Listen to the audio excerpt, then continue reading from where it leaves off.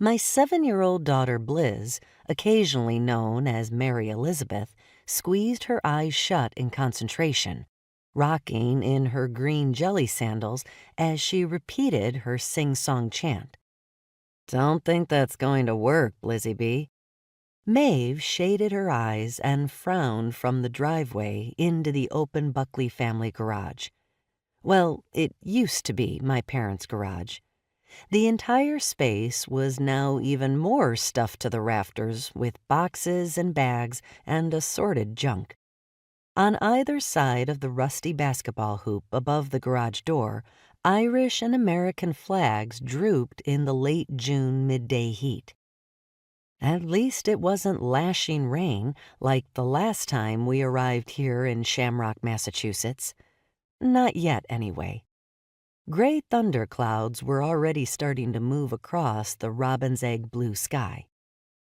"Don't discourage her, honey," I murmured to Maeve.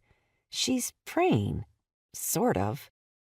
Maeve, my doppelganger, with her slender build and shoulder-length auburn hair, gave me the 14-year-old eye roll behind Bliz's back and reached down to give her little sister a squeeze. "St. Anthony is really busy right now," she explained. "He has to help lots of other people find super important things, like wedding rings and wills and actual missing persons, not Barbies." Sparks instantly replaced the tears in Bliz's bright blue eyes. "Kira is not a Barbie.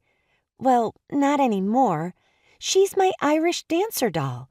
Graham made special dresses for her and everything." I brushed away a long blonde curl plastered to my younger daughter's cheek by humidity and tears. "Sweetie, we'll find Kira soon, I promise."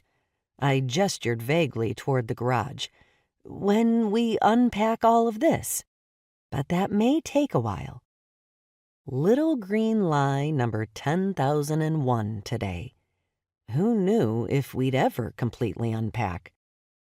The dinged and dented, cheapest available moving van was still parked here in the driveway of the Buckley House, my parents' B&B.